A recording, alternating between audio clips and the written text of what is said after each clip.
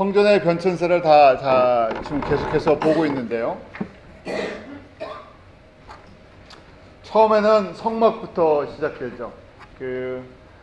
하나님께서 출애굽한 이스라엘 백성들에게 모세를 통해서 성막을 짓게 하십니다.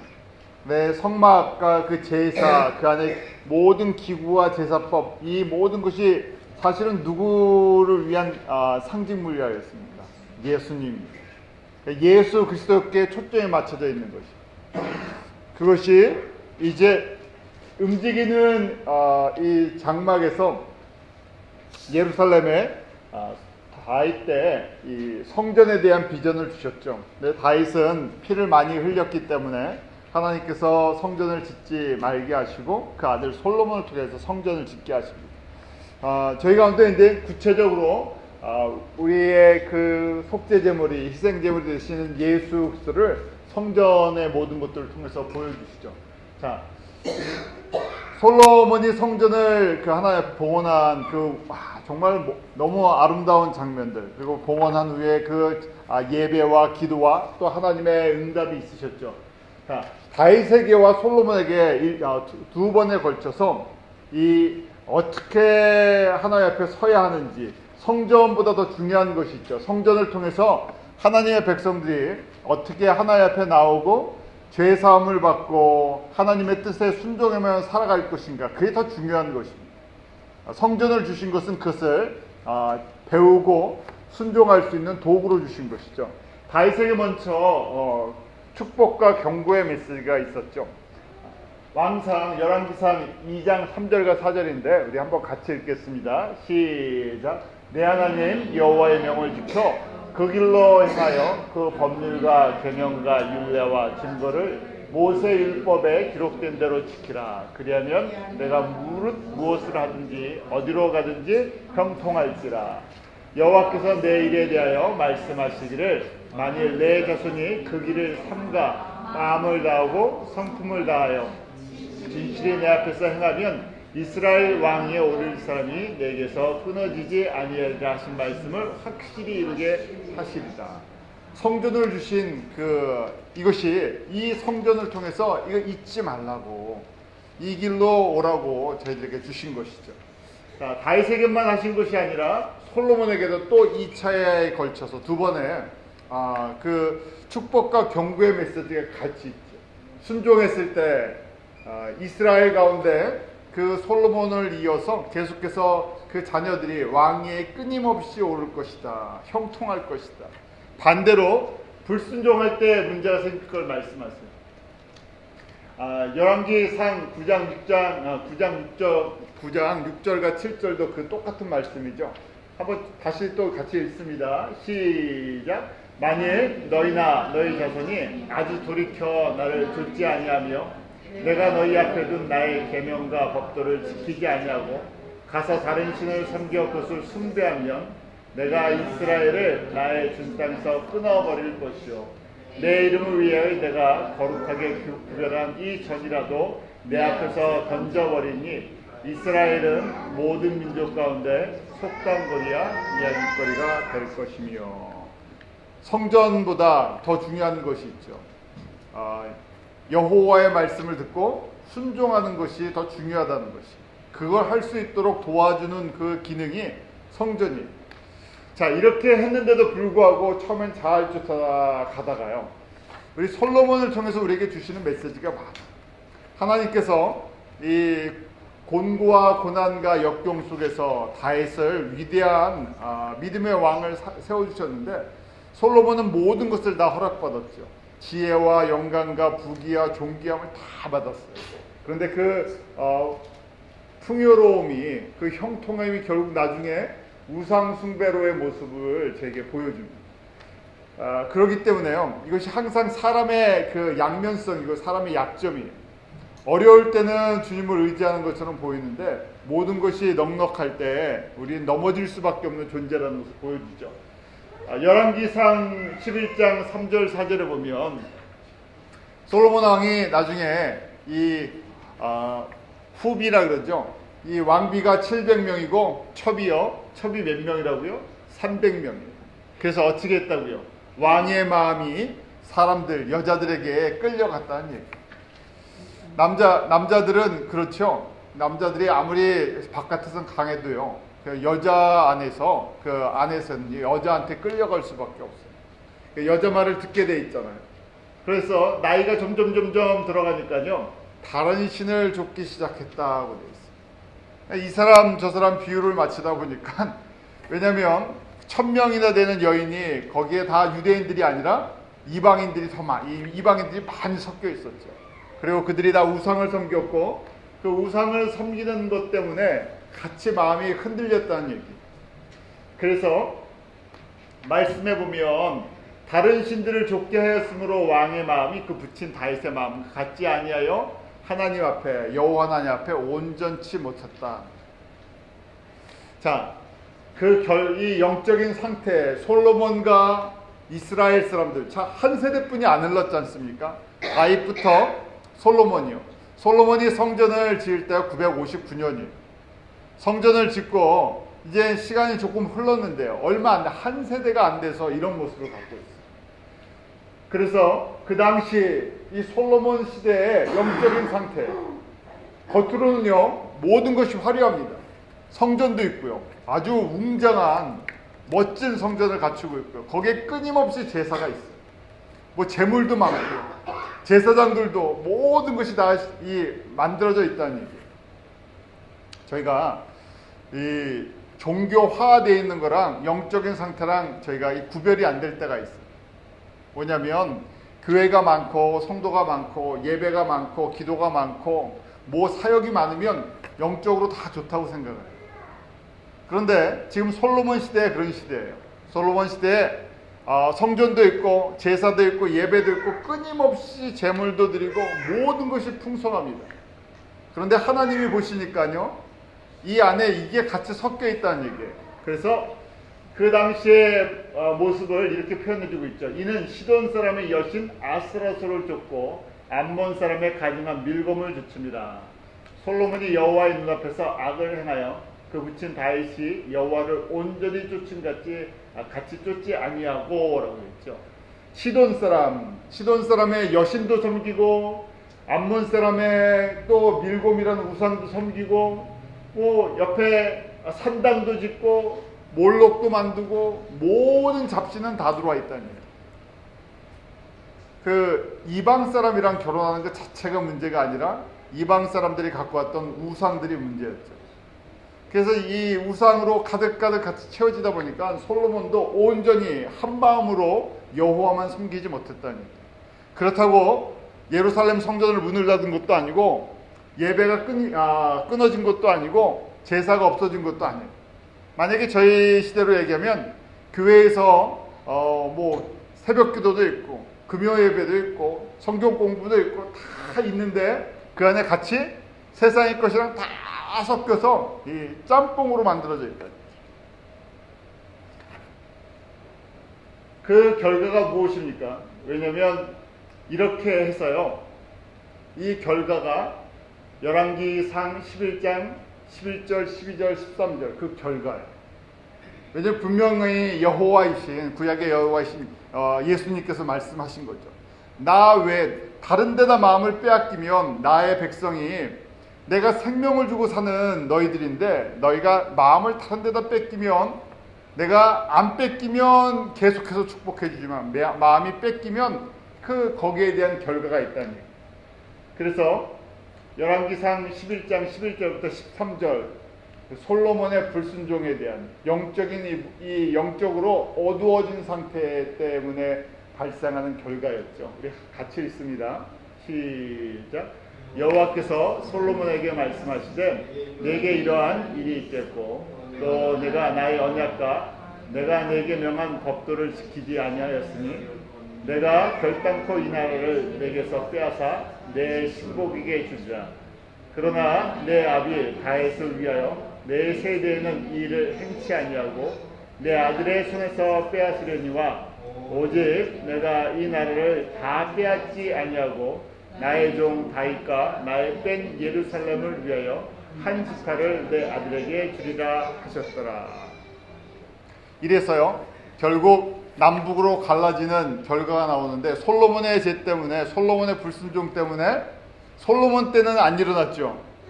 솔로몬 때는 일어나지 않고 솔로몬의 아들인 르호보암 때 그 일이 일어나는 것이. 솔로몬이 970년에 왕이 됐고 40년을 치리한 다음에 930년 때 바로 이렇게 나라가 갈라져 버립니다. 그리고 갈라졌어요. 북쪽에도 20명의 왕이 있었고 남쪽에도 20명의 왕이 있어요. 정확하게 20명의 왕이 있어요. 그러면서 하나님께서 저희들에게 구약의 이런 모습, 구약 성도들이죠. 구약 성도들의 모습을 통해서 신약 성도들에게 경고를 주시고요. 도전을 주시는 거죠. 저희가 계속해서 강조해서 보지만 역사는 계속 반복이 되고 있어요. 안 됐으면 좋겠는데요. 저희가 이 말씀을 배우는 것도 그 길을 걸어가면 안 되기 때문에 말씀을 배우는데 이걸 지식으로 대부분 배우죠. 그리고는 또 그 길을 따라가는 것이 사람의 습성이라는 것이. 자, 20명의 북이스라엘, 이 솔로몬의 불순종으로 인해서 그 여로보암이 북쪽의 10지파를 거닐고 나라를 세웠죠. 그 10지파를 가지고 930년부터 722년까지 그렇게 통치하게 됩니다. 북이스라엘도 하나님의 백성들이에요. 그런데 거기에는 한 명도 예 없이 20명의 왕, 20이라는 숫자도 하나님의 숫자죠. 10 곱하기 2라는 하나님의 숫자예요. 20명의 왕이 우상을 섬기지 않는 왕이 한 명도 없다는 거예요. 조금 다르게 보면요, 북쪽 교회 교단장이라고 생각할 수도 있어요. 제가 교회라 그러면 북쪽에 그 교단, 북쪽 교단에 이 교단장님들은 다 어떻게 했다고요? 다 우상을 섬겼다는 얘기. 교단장만 섬겼냐? 다 모든 사람들이 거의 다 섬겼다는 얘기. 그렇기 때문에 하나님께서 선지자를 통해서 북이스라엘을 끊임없이 경고하셨죠. 그중 대표적인 사람이 이제 아모스 선지자인데요. 주전 760년경에 사역을 했어요. 저희가 이제 북이스라엘을 이해하시려면 이건 외우셔야 돼요. 북이스라엘이 언제 멸망합니까? 기원전 722년이에요. 아수르에서, 지금 시리아 지역이에요. 시리아의 아수르에서, 아시리아라 그러죠. 그 아수르에서 멸망을 하는데, 멸망하기 한 40년, 50년 전에 이 아모스 선지자를 통해서 경고하세요. 너희들 이렇게 하면 멸망할 수밖에 없다는 거예요. 내가 너희들을 쳐서 그렇게 없애버리겠다는 거 말씀하시죠.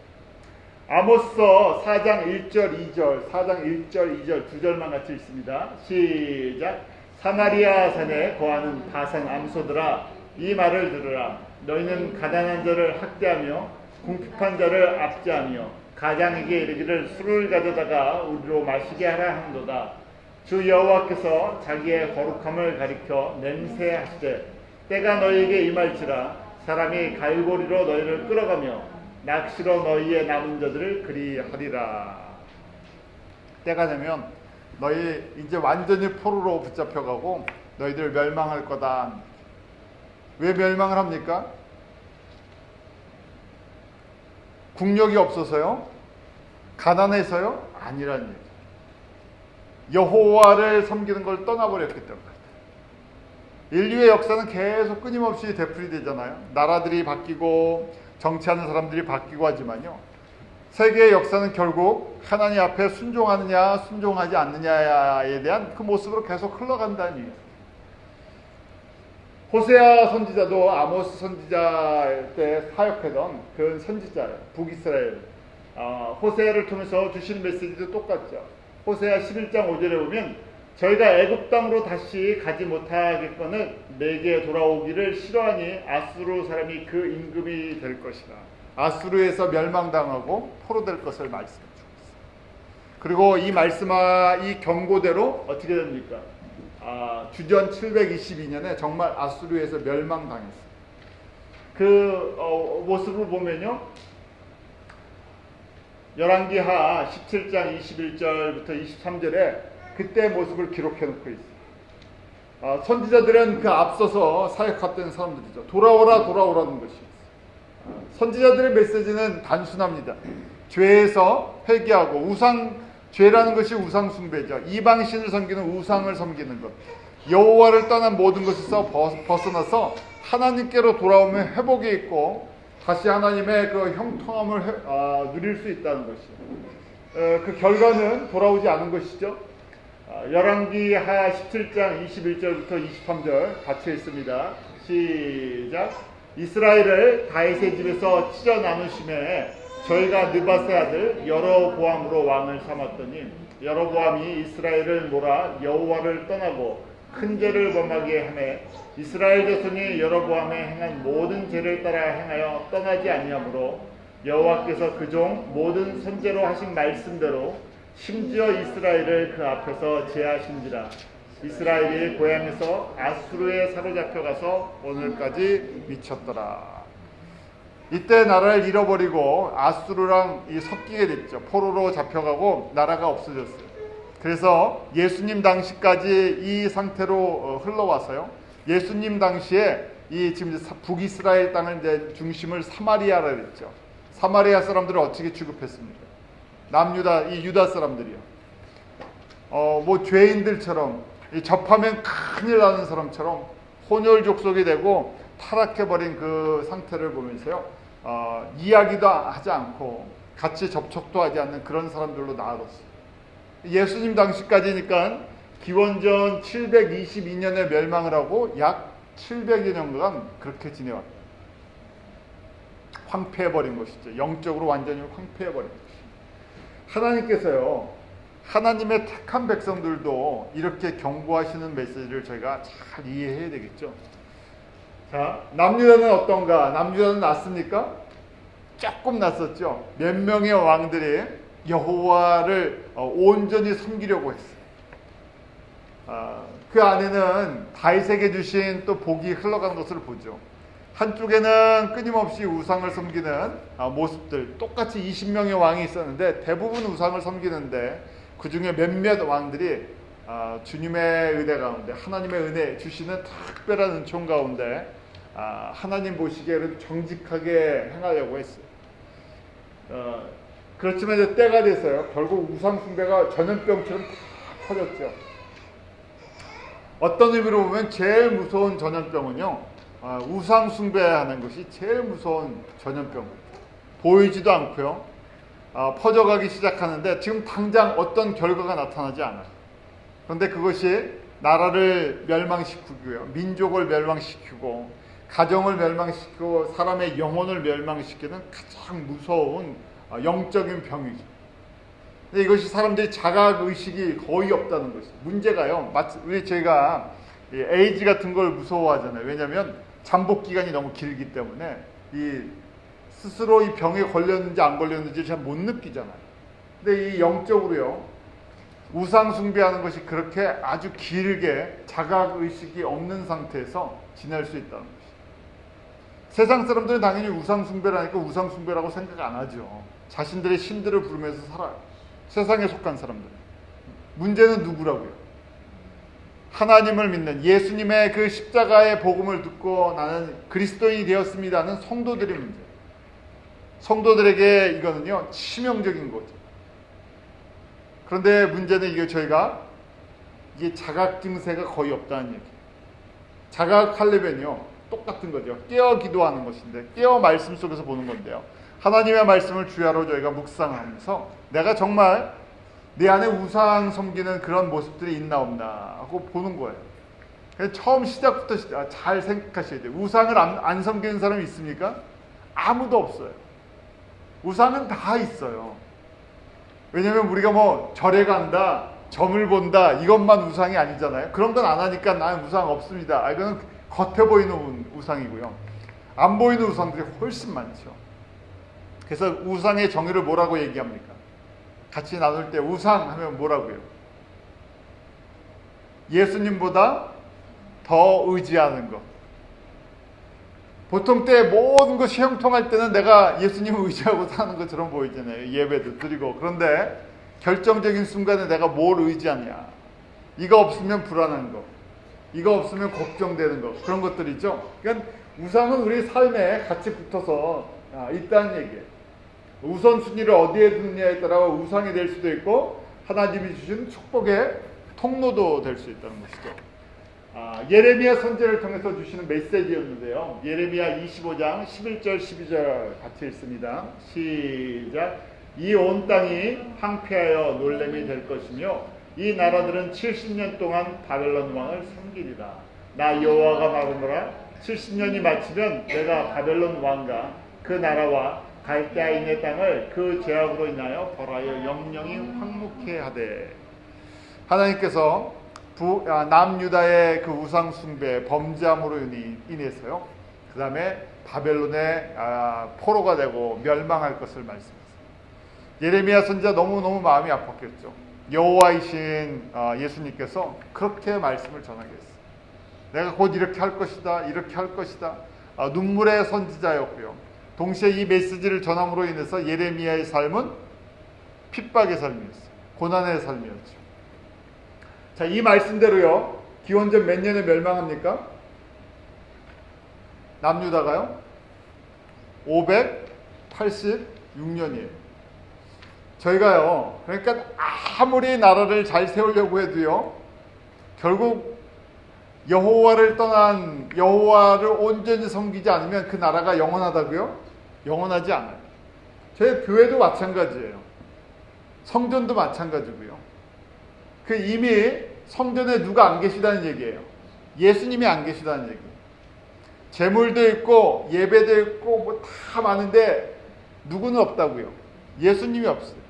예수님께 초점이 안 맞춰져 있기 때문에, 예수님께 그 마음을 다 드리지 않기 때문에. 그러니까 사람들끼리 좋아한다는 얘기예요. 사람들 수준에서요.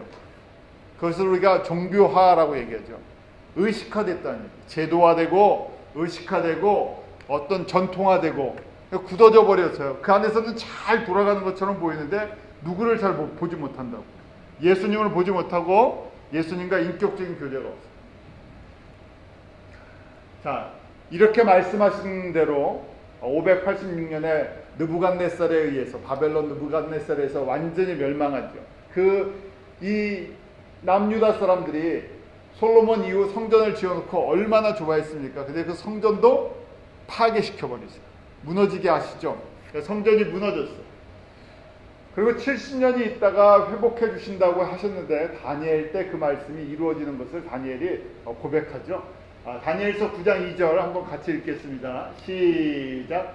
곧 그 통치 원년에 나 다니엘이 서책으로 말미암아 여호와의 말씀이 선지자 예레미야에게 임하여 고하신 그 연수를 깨달았나니 곧 예루살렘의 황무함이 70년 만에 마치리라 하신 것이니라. 다니엘이 이걸 깨달았다니. 이 70년 지나면 하나님께서 회복시켜 주십니다.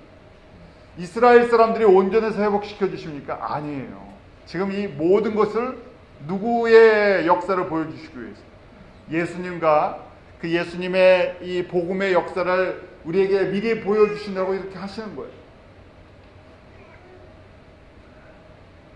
이 말씀대로 결국 역대하 36장 20절에 보면 이 예루살렘 성전이 남유다가 바벨론에서 완전히 멸망을 하죠. 586년. 자, 그리고 나서요, 이제 시간이 흐릅니다. 시간이 흘러서요, 1차 포로 귀환이 538년이에요. 고레스 왕이란, 이 바벨론도 멸망하고요, 바벨론 다음에 바사라는 나라가 세워져요. 바사는요, 우리 한국식으로 읽은 거고 페르시아죠. 페르시아 왕국이, 바벨론 왕국이 무너지고 페르시아 왕국이 세워졌는데, 페르시아의 왕이었던 고레스가 또 하나님의 이 사람으로요 쓰임을 받죠. 그래서 이스라엘 사람들, 이 남유다 사람들을 고국에 돌아가게, 그리고 무너졌던 성전을 다시 지으라 하는 명령을 받죠. 538년에 5만 명의 사람들이, 제일 큰 규모예요. 5만 명, 수백만 명이 포로로 붙잡혀 갔는데요, 5만 명만 돌아오는 거예요. 5만 명이 돌아와서 성전을 재건하다가 멈춰요. 한 2년 하다가 멈추다가 다시 수르바벨 총독도 학계 스가랴 선지자의 사역을 통해서 성전을 다시 재건하죠. 그래서 하나님께서 말씀하신 대로 516년에 성전이 완성이 돼요. 구원의 역사를 딱 보여주는 거예요. 70년 만에 무너졌던 성전이 다시금 재건돼요. 이렇게 재건이 되고 나서요, 조금 더 시간이 또 한 60년, 50년이 또 흘러서 에스라 선지자를 또 하나님께서 쓰십니다. 왜냐하면 성전은 다 지어놨는데요, 이 안에 영적 상태가요, 이 영적으로요, 이 영적이 이 상태가 좋지 않은 거예요. 너무 오랫동안 주님과의 관계도 어떻게 해야 하는지 모르고, 성전은 외형은 다 꾸며놨는데 이 내적인 영적인 문제가 있었죠. 그래서 에스라라는 학자, 신학자죠. 말씀을 가르쳐야 하는 말씀 운동이 이제 일어났어요. 에스라 7장 21절에 보면 나 곧 아닥사스다 왕이 강서편 모든 고지기에게 주소를 내리기를 하늘의 하나님의 율법의 학사 겸 제사장 에스라가 물은 너희에게 구하는 것을 신속히 시행하되 아닥사스다 왕 때 에스라를 보냈다는 거예요. 왜냐하면 이스라엘 사람들이, 유다 사람들이 성전을 지어놓고 어떻게 하나님 섬기는지는 다 잊어버렸다는 얘기예요. 그러니까 안 되겠다. 그래서 에스라는 신학자, 제사장을 통해서 이 유다 사람들을 영적 재교육을, 말씀 교육을 좀 시켜야 되겠다 해서 보냈다는 얘기예요. 에스라 7장 25절 26절 한번 같이 읽어볼까요? 시작. 에스라여, 너는 내 손에 있는 내 하나님의 지혜를 따라 내 하나님의 율법을 아는 자로 유사와 재판관을 삼아 강서편 모든 백성을 재판하게 하고 그 알지 못하는 자는 너희가 가르치라. 무릇 내 하나님의 명령과 왕의 명령을 준행치 아니하는 자는 속히 그 죄를 정하여 혹 죽이거나 정배하거나 가산을 정벌하거나 옥에 가둘지니라 하였더라. 이 안에 이제 우리가 부흥이라 그러죠. 말씀 사경에 같이 이스라엘 사람들이 이제 말씀 속에서 다시금 좀 회복되는 과정들이 있었어요. 근데 이렇게 했음에도 불구하고요, 이것이 한번 무너졌던 것이 쉽게 회복이 되지 않죠. 그러고 나서 3차 느헤미야 때, 느헤미야 술관원이었던 느헤미야죠. 느헤미야가 귀환 명령을 받고 3차로 이제 돌아와요. 1차 때처럼 그렇게 많은 사람들은 아니지만 돌아와서 예루살렘 어디를요? 성벽을 다시 재건하죠. 성벽을요. 성벽 재건하고 보니까요, 이 안에 문제가 심각한 거예요. 그래서 느헤미야 때, 느헤미야를 통해서 이 사람은 제사장이 아니었는데 느헤미야를 통해서 이 개혁 운동이 있었죠. 그 첫 번째가 무엇인가 하면요, 가난한 자를 좀 생각하라는 얘기예요. 이 안에 빈부격차가 심하게 있는데 부자들이 가난한 사람들을 돌아보지 않았어요. 왜냐하면 구약적으로 보면요, 그 하나님의 복을 나누게 되어 있는데 하나님의 백성들끼리 나누지 않는다는 얘기예요. 세속화되어 있다는 것이죠. 부의 개념도 나라에 대한 개념도 예배도 드리고 뭐 다 하는데 이 가치관은 세상 사람들이랑 똑같다는 얘기예요. 두 번째 문제는요, 예레미야 때 일어났던 개혁의 문제인데 이방 여인과 결혼합니다. 제사장들도 다 이방 사람들이랑 결혼했죠. 그냥 국제 결혼하지 말라는 얘기가 아닙니다. 왜냐하면 영적으로 너무 섞여버렸다는 얘기예요. 영적으로요. 저희도 이방인 아닙니까? 하나님이 예수 그리스도 우리 주님을 통해서 이방인을 먼저 구원하시는데 이방인을 미워하시는 게 아니죠. 근데 여기 이제 영적인 상태를 보여주시는 거예요. 성전도 있고 다 있는데 이 사람들이 이 안에 이 우상을 섬기는 그걸 막지 않는다는 얘기. 세 번째는 안식일을 지키는 문제. 네 번째는 11조를 드리는 문제. 저희가 안식일도 그냥 종교화되면 안 되죠. 11조도 마찬가지예요. 11조 하면 복 받아 해갖고요, 전부 복의 개념으로 바뀌었는데 무슨 복이요? 저희가 11조 하면 세상 복 받는다고 자꾸만 강조하고 안식일을 지키면 전부 우리가 보이는 이 구약의 복을 이야기하잖아요. 구약의 모든 복은 누구를 저에게 비춰주시는 거예요? 예수님의 모습을 비춰주시는 건데, 그러니까 안식일에 누가 빠지면요, 예수님이 빠지면 안식일은 의미가 없어져요. 예수님도 그러셨잖아요. 예수님 오셔갖고 예수님 당시에 얼마나 안식일 갖고 이 철저하게 지켰습니까? 그런데 누가 빠져버렸다고요? 안식일에요. 예수님이 빠져버렸는데 이게 무슨 안식일이냐는 얘기. 11조도 똑같죠. 11조를 아무리 많이 드려도 뭐가 빠져버리면요, 예수님이 빠져버리면 11조 저희들끼리 하는 거라는 얘기예요. 저희들의 유익을 위해서. 그런데 느헤미야 당시에 이제 성전이 지어지고 났어요. 재건돼서 2차 제2성전이라고 그러죠. 수룹바벨 성전이 지어진 지 약 100년이 흘러가니까 그 안에 다 예배도 있고 말씀도 있는 것처럼 보이고 다 있는 것처럼 보이는데 뭐가 빠졌다고요? 예수님이 거의 빠져버렸다. 형식화되어 있다. 형식화된 증거가 무엇인가? 능력이 없지요. 말씀의 능력 자체가 없습니다. 삶의 변화가 일어나지 않고 사람들의 가치관의 변화가 일어나지 않는다. 어디서부터요? 지도자들부터. 자, 그러고 나서요, 이제 말라기예요. 말라기는 주전 430년경의 마지막 선지자죠. 예수님이 오시기 400년 전인데요. 예수님 오시기 전에 영적인 상태가 어떤 것인지를 저에게 보여주세요. 그래서 초림 전, 예수님이 초림하시기 전에 영적인 상태가 예수님의 재림 때 영적인 상태랑 거의 비슷한 패턴을 가질 걸 저에게 말씀하시죠. 말라기 때는요, 모든 것이 다 있었고요, 다 넘쳤어요.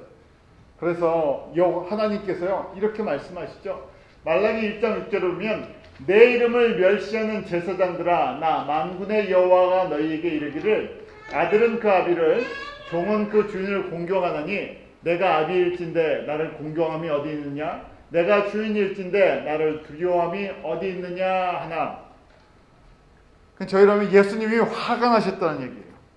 세상에서도 주인이나 아비를 공경하는데 너희들이 창조주, 구원자, 전능한 나를, 이 피조물들이 나를 공경하는 게 어딨냐? 너희들 나를 제대로 섬기는 게 어딨냐? 그러니까 제사장들이나 이 피조물이, 이스라엘 백성들이 뭐라 그런다고요? 그 밑에 뭐라고 써 있습니까? 제가 붉은 글씨로 돼 있죠? 같이 읽어볼까요? 시작. 우리가 어떻게 주의 이름을 멸시하였나이까? 우리가 언제 예수님의 이름을 멸시했습니까? 우리가 언제 예배 안 드렸어요? 이런 얘기예요. 우리가 언제 예배 안 드렸습니까? 안식일 안 지켰습니까? 11조 안 드렸습니까? 뭐 봉사 안 했습니까? 제물을 안 드렸습니까? 새벽기도 안 했습니까? 다 했는데요. 그런 얘기죠. 완전히 이제 종교화되어 버렸어요. 그래서 이제 여호와이신 예수님이 뭐라고 말씀하십니까? 7절 한번 같이 읽어볼까요? 시작. 너희가 더러운 떡을 나의 단에 드리고도 말하기를 우리가 어떻게 주를 더럽게 하였나이까 하는도다. 이는 너희가 주의 상은 경멸히 여길 것이라 말함을 이남이니라. 뭘 드렸다고요?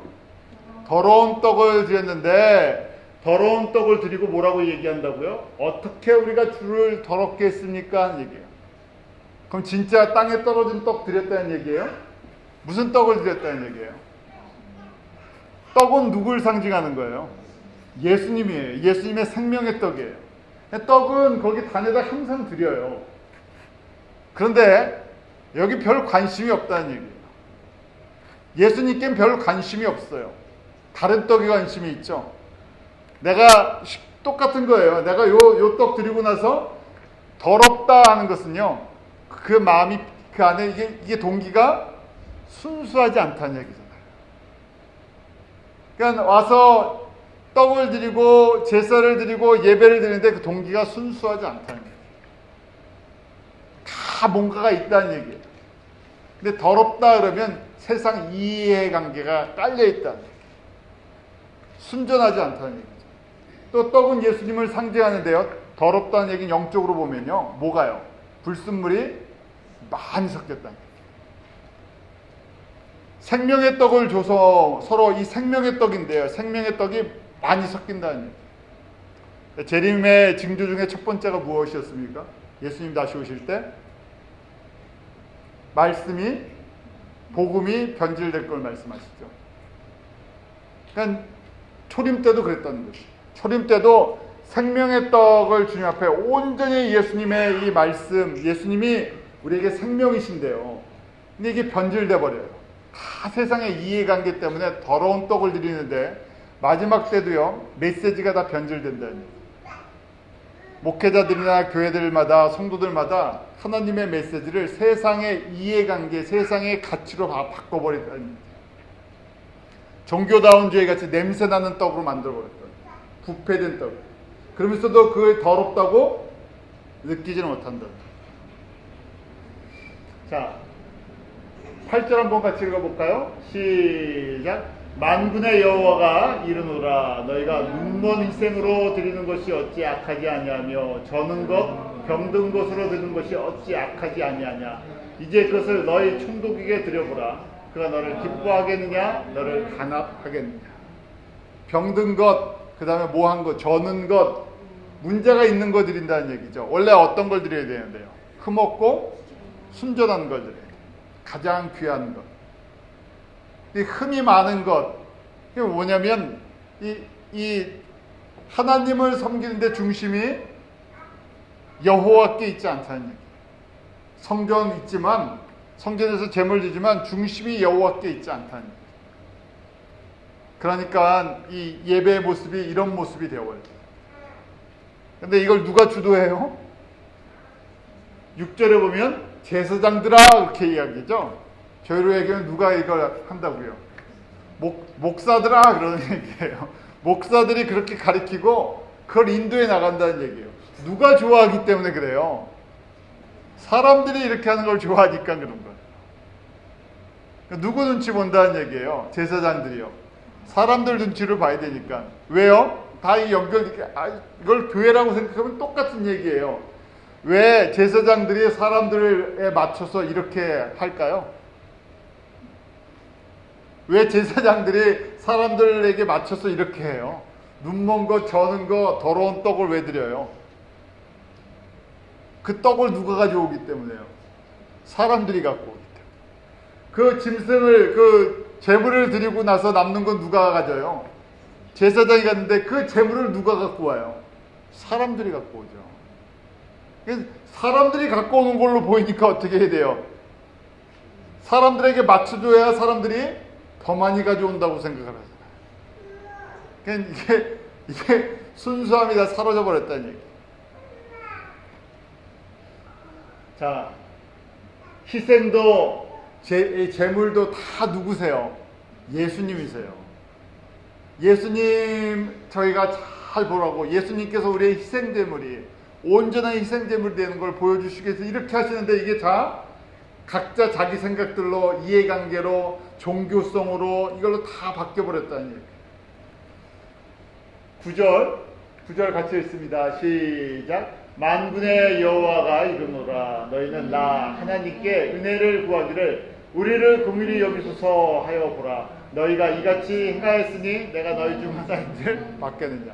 이러면서요 또 뭘 한다고요? 주여 우리를 긍휼히 여기소서 하면요 긍휼히 여겨주겠냐는 얘기예요. 마음은 딴 데가 있고 너희들 긍휼히, 주님의 그 긍휼과 은혜가 뭔지도 깨닫지도 못하는데 뭐가 빠졌으니까요? 예수님이 빠져버렸으니까요. 저희가 빵으로 얘기하면 항상 얘기죠. 찐빵인데 뭐가 빠졌다고요? 앙꼬가 빠져버린 거예요. 뭐 쉽게 말해서 이제 뭐 갈비탕인데 뭐가 없다고요? 갈비가 없는 거예요. 맹물만 갖다 끓였다는 얘기. 그 후에 400년이 지나서 이제 헤롯 성전이 이제 세워집니다. 이 헤롯 성전을 제3성전이라고 하지 않고요. 이게 헤롯 성전이라고 해요. 왜냐하면 이 성전이 무너져서 지은 게 아니라 이 재건축을 한 거니까. 다시 이걸 리모델링 한다 그러죠. 헤롯은 원래 에돔 사람이잖아요. 그 이방인이었는데 유다 지방의 이제 왕이 됐어요. 이 로마의 힘을 잇고요. 이 유다 사람들의 마음을 좀 사로잡아야 되는데 어떻게 할까? 이게 유다 사람들이 제일 좋아할 게 무엇일까 하니까요, 뭐였어요? 성전이에요. 참 이게 우습죠. 성전에 여호와는 바라보지 않으면서도요. 그런데 성전은 그렇게 또 중요한 거예요. 외형은 이렇게 중요한 거예요. 왜냐면 이 껍질만 남아서 그래요. 여호와를 잘 섬기면 복을 받는다고 생각하니까 그냥 성전 예배만 잘하면 된다고 생각하는 거예요. 재물을 잘 갖다 드리면 된다. 그런 우리가 마치 뭐 드리면 뭐 받는다는 식으로. 그래서 이 헤롯 왕이 민심을 다 휘어잡기 위해서요. 주전 20년에 이 헤롯이 다 모든 재료를 준비하고 성전 재건을 시작해요. 그래서 이제 본당은 한 7년 걸려서 이 건물은 만들어 놓고요. 그러고 나서 이 헤롯 성전 부속 건물까지 짓는데 무려 몇 년이 걸립니까? 멸망하기 직전까지. 주 70년의 로마에 의해서 이 건물이 완전히 돌 하나 남지 않고 무너지는데 68년까지 계속 증축이 있었어요. 어마어마하게 크게 졌어요. 성전뿐만 아니라 주변의 건물까지 해갖고요. 지금 거의 한 몇 년이니까 20년에다가 8년을 잡으더니 한 80년이 넘게 계속 공사를 하고 있었다. 자랑할 만하죠. 예수님 당시에도 이 사람들이 이걸 자랑하는 거예요. 우리 건물 지어놓은 거 보세요 하면서 우리가 여기서 제사를 지내는데 재물이 넘쳐난다고 그렇게 자랑했던 것이죠. 모형도예요. 만약에 실제 존재했으면 이렇게 예루살렘 성전산에 이렇게 웅장한 모습으로 저 가운데 있는 데가 이제 성전이고요. 주변이 부속 건물이에요. 부속 건물까지 해서 80년 동안 계속해서 건축이 일어나고 있었어요. 예수님께서 공생애를 시작하시면서 이 성전에 들어가시죠. 그리고 그 유명한 성전 청결을 하는 사건을 일으키세요. 요한복음 2장 13절부터 우리 17절까지 한번 같이 읽겠습니다. 시작. 유대인의 유월절이 가까운지라 예수께서 예루살렘으로 올라가셨더니 성전 안에서 소와 양과 비둘기 파는 사람들과 돈 바꾸는 사람들이 앉은 곳을 보시고 노끈으로 채찍을 만드사 양이나 소를 다 성전에서 내어 쫓으시고 돈 바꾸는 사람들의 돈을 쏟으시며 상을 엎으시고 비둘기 파는 사람들에게 이르시되 이것을 여기서 가져가라. 내 아버지의 집으로 장사하는 집을 만들지 말라 하시니 제자들이 성경 말씀에 주의 전을 사모하는 열심이 나를 삼키리라 한 것을 기억하더라. 예수님께서 사역을 시작하자마자 성전에 들어가서 이 성전을 갖다 뒤집어 엎는 사건을 일으키시죠. 왜 이렇게 하셨어요? 예수님이 누구신데요? 예수님이 성전이시죠. 그런데 거기에 한 명도 진짜 성전이신 예수님을 알아보는 사람이 없어요. 그러니까 저희가 그러니까 이 성전이 솔로몬 때 지어졌다. 900 몇 년도예요? 959년에 지어졌어요. 예수님이 지금 이 공생애를 시작하실 때니까 주후 26년이에요. 약 거의 1000년 동안 교육을 받았어요. 뭘 통해서요? 시청각 교육을 통해서요. 건물, 성전이라는 이 솔로몬 건물, 그 안에 기구, 제사법, 절기, 지금 유월절이라 그러잖아요. 유월절은 언제부터 지켰습니까? 모세 때부터요. 이 출애굽 때부터니까 1500년을 지켰어요. 1500년을 교육을 시켰어요. 건물 보여주면서 그 안에서요 1000년을 교육을 시켰어요.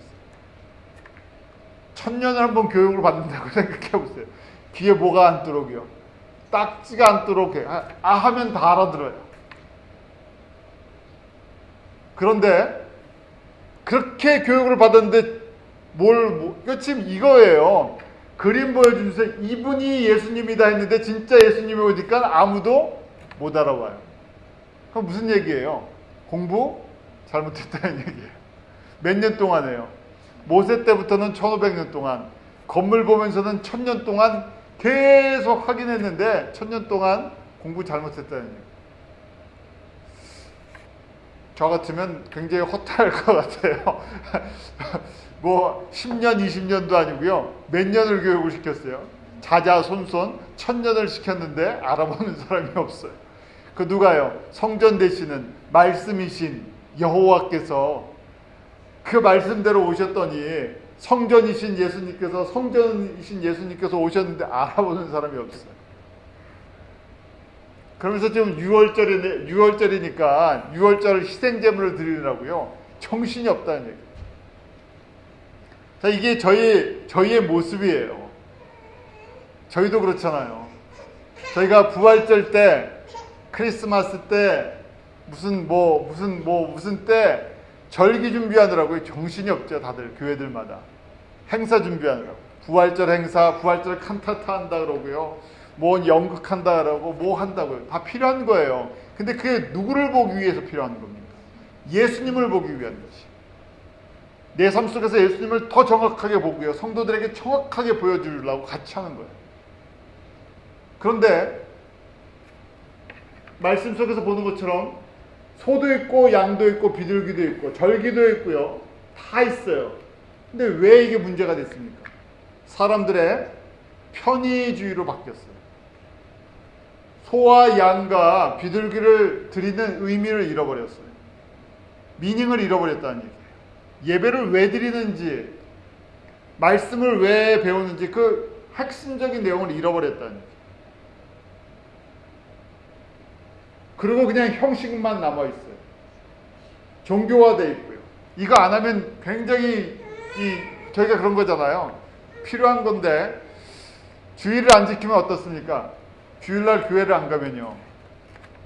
마음이 무거워요. 여기 주일을 드려야 돼요.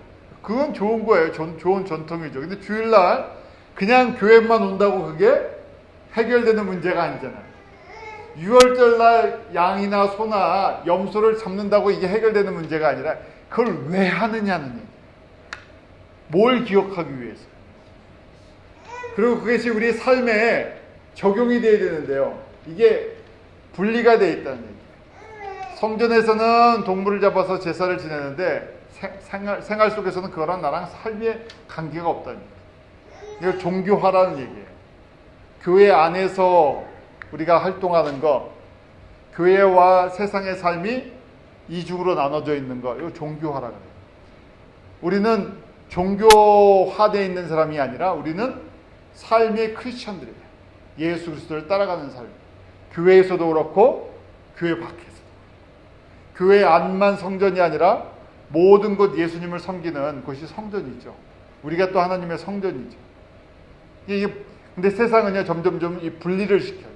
세상의 전략인데 이게 세속화되는 거예요.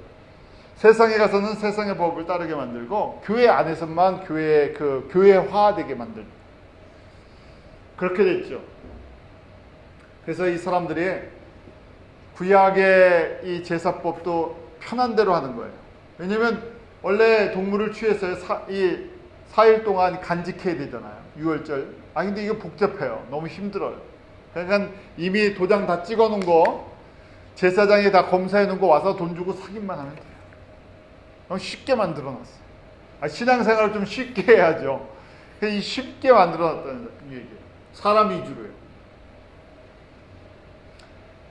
그래서 예수님께서 이걸 한번 다 뒤집어 엎으시면서요. 너희들 정신 차리라 하면서 이 말씀을 하시죠. 18절부터 22절 같이 읽습니다. 시작. 이에 유대인들이 대답하여 예수께 말하기를 내가 이런 일을 행하니 무슨 표적을 우리에게 보이겠느냐? 예수께서 대답하여 가라사대 너희가 이 성전을 헐라 내가 사흘 동안에 일으키리라. 유대인들이 가로되 이 성전은 46년 동안에 지었거늘 내가 3일 동안에 일으키겠느냐 하더라. 그러나 예수는 성전된 자기 육체를 가리켜 말씀하신 것이라. 죽은 자 가운데서 살아나신 후에야 제자들이 이 말씀하신 것을 기억하고 성경가민 예수 하신 말씀을 믿었더라. 지금 몇 년 동안 지었다고요? 46년이요. 그러니까 이 사건이 일어날 때가 주후 26년이니까 주전 20년부터 지었다는 이야기가 맞는 이야기죠. 46년 동안 지어놨는데 네가 뭔데 이걸 여길 뒤집고 난리가 나냐 하는 얘기예요. 네가 그러니까 성전보다 지금 이 성전 짓는 것보다 더 크냐는 얘기죠. 그러니까 예수님께서 뭐라고 말씀하세요? 무너뜨리면 내가 3일 만에 일으키겠다 하는데 내가 진짜 성전이다는 얘기예요. 저희가 항상 그러죠. 우리는 그 시대에 살면 예수님을 알아봤습니다. 이렇게 이야기를 할 수 있어요. 우리가 모세 때 살면요, 우리는 광야에서 예수님께 순종했습니다. 그렇게 이야기해요. 그 많은 표적을 보면 똑같잖아요. 다윗 때까지 성전이 없었어요. 솔로몬을 통해서 하나님의 성전을 주셨어요. 그 거룩한 데서 예배를 시작했으니까요. 얼마나 감격이 있었겠어요. 봉헌 예배를 드릴 때. 그럼 끝까지 갈 것 같잖아요. 근데 그렇지 않다는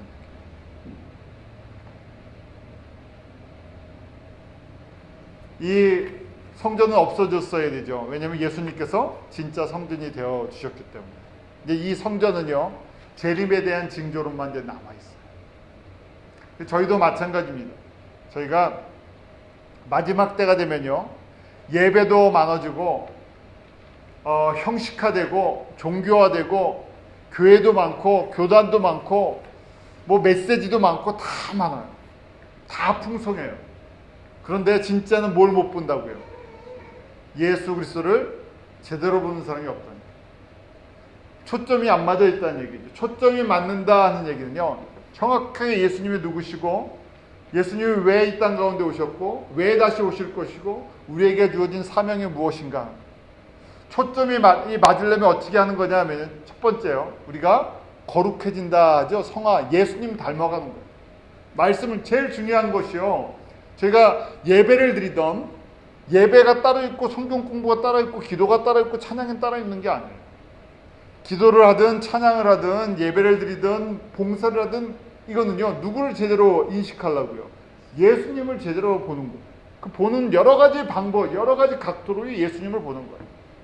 예수님을 보는 이유가 무엇인가? 예수님 닮고 싶었어요. 그러니까 이게 지혜로운 겁니다. 어떻게 보면 신앙은 조금 이기적인 게 있어요. 내가 정확하게 예수님 닮지 않으면요, 뭐 하는 거라고요? 모래 위에다 집 짓는 거랑 똑같아요. 문제 생기면 다 무너질 거예요. 아차하면 뭘로 바뀐다고요? 우상 숭배로 다 바뀔 수 있어요. 그래서 정확하게 예수님을 보고 예수님의 십자가의 사건 속에서요, 십자가 앞에서 내가 은혜를 체험하기 시작하죠. 그래서 예수님을 닮아가야 돼요. 예수님을 닮으면 두 번째, 예수님이랑 계속 초점이 맞으면요, 그 다음에 뭐가 들어와요? 그 말씀에 순종하고 싶어져요. 닮아가면서요. 주신 명령이 뭐예요? 예수님께서 주신 모든 명령, 하나님 여호와의 명령이 무엇입니까? 율법이요. 주 너의 하나님만 사랑하라. 어떻게 해요? 마음과 성품과 뜻과 힘을 다하면서. 지상계명이죠. 이 그레이트 커맨드먼트, 이 계명을 갖다가 잘 지키는 거예요. 그러면서 내 이웃을 내 몸과 같이 아가페 사랑하도록 섬기는 거예요. 여기서 끝나지 않죠. 초점이 계속 맞으면요, 여기서 이제 하나님의 말씀이 내 안에서 역사하면서요, 내가 이렇게 예수님 닮아가고 예수님만 사랑하고 주변의 사람들 내가 이렇게 섬기면서 사랑하면요, 그 다음에 이제 이 예수 그리스도의 복음을 어떻게 해야 된다고? 복음이 들어가 있지 않는 미전도 종족 이방인들에게 주님 오실 때까지 나누는 거예요. 그런데 이거는요, 똑같습니다. 이게 초점이 안 맞으면 이게 안 된다는 얘기예요. 초점이 안 맞으면. 저희가 현실이 그래요. 왜냐면 전 세계 기독교의 80%가 초점이 안 맞는다고 말씀드렸죠. 그냥 큰 의미의 예수님을 구주로 보질 않는다는 얘기예요. 예수님을 유일한 구주로 보지 않는, 이 초점이 맞지 않는 사람이 80%예요. 기독교, 넓은 의미의 기독교에서. 또 저희가 복음주의 안에서도 초점이 잘 안 맞아 있어요. 다 초점이 제대로 안 맞아 있어요. 그러니까 한국교회도 우리가 복을 많이 받았는데요, 한국교회도 그렇죠. 꼭 솔로몬 성전 짓고 나서, 또 아니면 이 말라기 때 스룹바벨 성전 짓고 나서, 또 말라기 때 예수님 하루 성전 지어놓고 하는 모습이랑 똑같죠. 처음에는 저희가 은혜 받고 열심히 있어요. 그 다음에 뭐 합니까? 대부분의 교회가요. 성전 건축 시작해요. 왜 성전 건축을 합니까? 저희가 성전 건축한다 그러죠. 예배당 건축하는데 하여간 성전 건축이에요. 성전 건축하는 이유가 뭐예요? 성전 건축하는 이유요. 공간이 너무 작아서 사람들을 수용하지 못한다는 거예요. 그 다음에 또 조금 다른 의도는 전도하려 그러면 성전이 제대로 지어져 있어야 교육도 하고 뭐도 하고 다 할 수 있기 때문에 성전 짓는다. 그래서 지어나갖고 사람들이 조금 모였어요. 그 다음에 또 뭐 합니까? 사람들이 모여서 넘쳐나기 시작해요. 그럼 어떻게 해요? 증축해야 돼요. 왜요? 이게 부족하니까 더 늘려야 되니까요. 증축하다 그 다음에 어떻게 합니까? 그 다음에도 모자르면요. 성전 이전을 하죠. 새로운 부지 사서요. 이전을 해요. 더 크게 짓고 그 안에 뭐가 있냐면요. 교회 성장이라는 것이 있어요. 교회 성장이라는 것을 다 이 아름답게 다 꾸며버려요. 교회 성장으로. 그래서요. 모든 에너지가 거기에 다 들어가게 만들어요. 물론 거기에 모든 게 다 들어있어요. 들어있는 것처럼 보여요. 근데 초점이 맞지 않는다는 얘기예요. 왜 초점이 안 맞느냐? 복음은요. 흘러가게 돼 있어요. 한 군데 쌓는 게 아니라. 한 교회를 크게 만드는 게 아니라 복음은 나눠주게 돼 있어요. 한 지역에서 다른 지역으로, 한 민족에서 다른 민족으로. 그런데 먼저 받은 사람들이 항상 주님을 닮은 사람들은요. 지금 요 초점에 맞추면요. 예수님 닮아가는 팔복의 삶이죠. 예수님 닮아가죠. 그럼 예수님 닮아가면 지상계명을 하죠. 지상계명에 주님을 사랑하는 사람들은 자기 희생을 통해서 남이 유익을 받는 거예요. 그러니까 진짜 주님을 사랑하는 교회는 어떻게 되겠어요? 하나의 성도도 그렇고 교회도 그래요. 하나의 미랄이 되는 게 정상적인 거예요.